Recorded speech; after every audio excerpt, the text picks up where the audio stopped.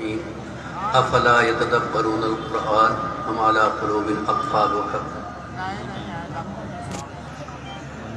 محترم بزرگوں اور عزیز ساتھیوں، ہمارا جو یہ اجتماع ہے شرعی نقطۂ نظر سے مدرسے کے اوپر ہے، مدرسے کی ترقی کے لیے ہے۔ محترم حضرات، حضور صلی اللہ علیہ وسلم کا ارشاد ہے اغد عالما او متعلما او مستمعا او محبا۔ حضور صلی اللہ علیہ وسلم نے ارشاد فرمایا ہے کہ یا تو عالم بنو اور علماء کے فضائل حاصل کرو، علماء کے مرتبے حاصل کرو، یا تو عالم بنو، اور آپ نے ارشاد فرمایا او متعلما، یا تعلیم حاصل کرنے والے بنو، اور جو طلباء کے فضائل ہیں انہیں حاصل کرو، یا پھر سننے والے بنو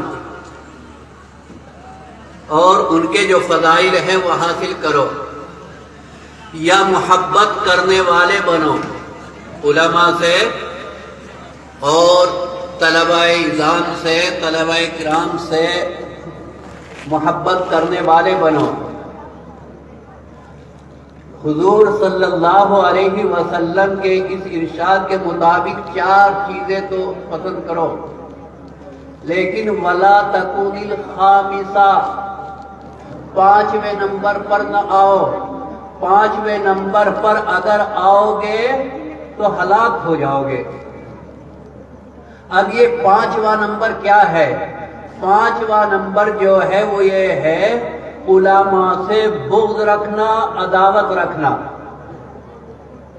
جو آدمی علماء سے بغض رکھتا ہے یا عداوت رکھتا ہے تو وہ ہلاک ہو جائے گا، شروع میں گستاخ بنتا ہے اور پھر رفتہ رفتہ جو ہے گمراہی کے راستے پر چلا جاتا ہے۔ آج بہت سے لوگ مدرسے والوں پر اعتراض بہت کرتے ہیں۔ اس سلسلے میں آپ کو بتاؤں کہ علامہ اقبال جو ہے، علامہ اقبال رحمۃ اللہ علیہ بہت بڑے مفکر اسلام گزرے ہیں، انہوں نے مدرسوں کے بارے میں بہت کچھ کہا اور تانے کی باتیں بھی لکھی انہوں نے اپنے کلام میں، لیکن جب وہ اندلس کے سفر سے واپس ہوئے، افریقہ کے سفر سے واپس ہوئے، تو انہوں نے آ کر یہ خطاب دیا تھا کہ ان مدرسوں کو چلنے دو، ورنہ تو میں اپنی آنکھوں سے دیکھ کر آیا ہوں کہ آج مسلمانوں کا حال کیا چل رہا ہے۔ جہاں ہزاروں سال جو ہیں اسلامی حکومتیں رہی ہیں، آج وہاں کا حال جو ہے وہ یہ ہے کہ وہاں آج مسلمان بھی نہیں ہے۔ جزیرہ سسلی جو ہے 700 سال وہاں مسلمانوں کی حکومت رہی، لیکن آج جو ہے ایک بھی مسلمان نہیں ہے، سب عیسائیت میں تبدیل ہو گئے۔ اللہ تبارک و تعالی ہماری حفاظت فرمائے۔ تو علماء پر اعتراض کرنے والے نہ بنو، عالم بنو، متعلم بنو، سننے والے بنو، محبت کرنے والے بنو، اور جو علماء سے محبت رکھتا ہے اللہ تبارک و تعالی جو ہے ان کا حشر ان کے ساتھ ہی کریں گے، اور اللہ تبارک و تعالی انہیں عذاب نہیں دیتے۔ حضرت موسیٰ علیہ نبینا علیہ السلام کا واقعہ آپ نے سنا ہوگا۔ حضرت موسیٰ علیہ السلام کے دشمن ہلاک ہو گئے، لیکن ایک شخص جو ہے بہروپیہ جو ہے حضرت موسیٰ علیہ السلام کا لباس پہنتا تھا، عصا ہاتھ میں لیتا تھا اور حضرت کا طرز اختیار کیا کرتا تھا اور حضرت کو تکلیف پہنچایا کرتا تھا۔ جب فرعون ڈوب گیا اس کی قوم ہلاک ہو گئی، لیکن اللہ تبارک و تعالیٰ نے اس بحروپی کو عذاب نہیں دیا۔ حضرت موسیٰ علیہ نبینا علیہ السلام نے اپنے پروردگار سے درخواست کی، اے میرے پروردگار، یہی شخص تو مجھ کو سب سے زیادہ تکلیف دیتا تھا اور آپ نے اسے عذاب نہیں دیا۔ تو اللہ تبارک و تعالیٰ کا ارشاد آیا کہ اے میرے پیغمبر، اے میرے محبوب، آپ میرے محبوب ہیں، اور جو آپ کی صورت اختیار کرے گا، آپ کا لباس پہنے گا، ہمیں شرم آتی ہے کہ ہم اسے عذاب دیں۔ اس لیے ہم نے، حالانکہ یہ آپ کو تکلیف پہنچا رہا ہے، لیکن اس نے آپ کا لباس پہن لیا ہے اور آپ کا طریقہ اختیار کیا ہے، ہمیں شرم آتی ہے کہ ہم ایسے بندے کو جو ہمارے محبوب کا لباس پہنے، ہمارے محبوب کا طریقہ اختیار کرے، ہم اسے عذاب دیں۔ تو محترم بزرگ و دوستو، مدارس اسلامیہ میں کلام اللہ کی تعلیم ہوتی ہے۔ سکوت شب میں وقفے ورد قرآن جب یہ ہوتے تھے، کلام پاک کو سن کر سنگ دل کافر بھی روتے تھے۔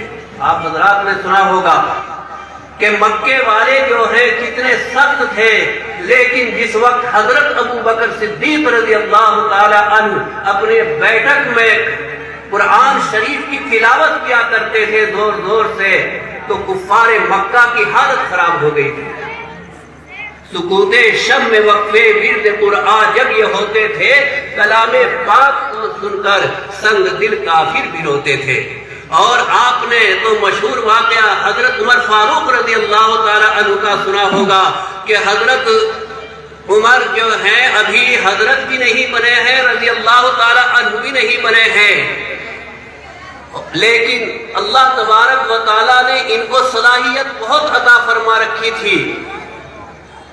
مشرکین مکہ نے ان سے یہ کہا کہ تمہارے ہوتے ہوئے محمد جو ہے یہ پروگرام بنا رہا ہے، تمہارے ہوتے ہوئے، تو انہوں نے عزم کر لیا اور تلوار لے کر چلے ہیں کہ آج میں معاملہ ہی ختم کر کے آتا ہوں۔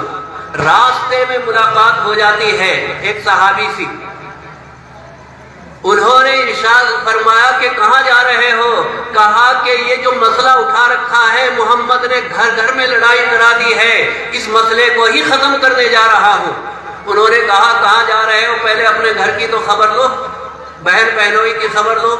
اور غصہ زیادہ ہو گیا، یہاں تک کہ گھر میں پہنچے ہیں۔ آپ نے پورا واقعہ پڑھ رکھا بھی ہے اور سن بھی رکھا ہے۔ بالآخر جب بہن کے ساتھ پٹائی کی نوبت آئی اور بہت مارا ہے بہن کو، لیکن بہن نے بھی یہ کہہ دیا جس باپ کا تمہارے اندر خون ہے اسی باپ کا میرے اندر بھی خون ہے، اور ہم جس مذہب کو اختیار کر چکے ہیں ہم اسے چھوڑ نہیں سکتے۔ لیکن قرآن پاک وہ جو تلاوت کر رہے تھے ان کی کچھ آواز جو ہے حضرت عمر فاروق رضی اللہ تعالیٰ عنہ کے کانوں میں بھی پہنچ گئی تھی، وہ اثر کر گئی، یہاں تک کہ کہا کہ کیا پڑھ رہے ہیں؟ انہوں نے دکھا دیا ہو تو کتابوں والے لکھتے ہیں کہ حضرت عمر فاروق رضی اللہ تعالی عنہ نے جب قرآن پاک سنا ہے اور پھر ایک مرتبہ حرم شریف میں حضور صلی اللہ علیہ وسلم قرآن شریف کی تلاوت کر رہے تھے، تو یہ چونکہ عمر جو ہے حضور صلی اللہ علیہ وسلم سے بدگمان ہیں، تو کہنے لگے کہ یہ مکے والے محمد کے بارے میں صحیح کہتے ہیں کہ یہ کسی کاہن کا کلام ہے۔ حضور صلی اللہ علیہ وسلم تلاوت کر رہے تھے وَلَا بِقَوْلِ كَاهِن، یہ کسی کاہن کا کلام نہیں ہے۔ پھر عمر کہنے لگے کہ کاہن کا کلام نہیں ہے تو شاعر کا تو کلام ہے، تو قرآن پاک میں حضرت حضور صلی اللہ علیہ وسلم نے پڑھ دیا وَلَا بِقَوْلِ شَاعِر، نہ یہ کسی شاعر کا کلام ہے، قَلِيلًا مَا تُؤْمِنُونَ، تم بہت ہی کم ایمان لاتے ہو۔ تو محترم بزرگ و دوستو، حضرت عمر فاروق رضی اللہ تعالی عنہ نے جو قرآن شریف سنا، حضرت کے اوپر اس کا اثر آ گیا اور پھر حضور صلی اللہ علیہ وسلم کی خدمت میں پہنچے۔ آپ حضرات نے سنا ہوگا کہ دار ارقم میں چھپے ہوئے تھے، چند ہی لوگ مسلمان ہوئے تھے اس وقت۔ عمر کے ہاتھ میں ننگی تلوار ہے اور اس مکان میں پہنچے۔ حضرت حمزہ رضی اللہ تعالیٰ عنہ اسلام لا چکے تھے۔ حضرت حمزہ رضی اللہ تعالیٰ عنہ اور دوسرے لوگ جو ہیں وہاں پر وہ بڑے فکر مند تھے، لیکن جب دوسرے حضرات نے یہ کہا کہ عمر آ رہے ہیں، ننگی تلوار ان کے ہاتھ میں ہے، لیکن قربان جائیے حضرت حمزہ رضی اللہ تعالیٰ عنہ پر، انہوں نے ارشاد فرمایا کہ اگر عمر سیدھے طریقے سے آتے ہیں تو آنے دو، ورنہ تو انہی کی تلوار ہوگی، انہی کی گردن ہوگی۔ جس وقت عمر جو ہے پہنچے ہیں، پوچھا گیا کہ کس ارادے سے آئے ہو؟ اسلام لانے کے ارادے سے۔ تو اللہ تبارک و تعالیٰ نے حضرت عمر فاروق رضی اللہ تعالیٰ عنہ کو اسلام سے نواز دیا۔ حضرت عمر فاروق رضی اللہ تعالیٰ عنہ نے فوراً یہ کہا کہ اللہ کے رسول، کیا ہم حق پر نہیں ہیں؟ کیا ہم سچے نہیں ہیں؟ تو پھر دبنے کا کیا مطلب ہے؟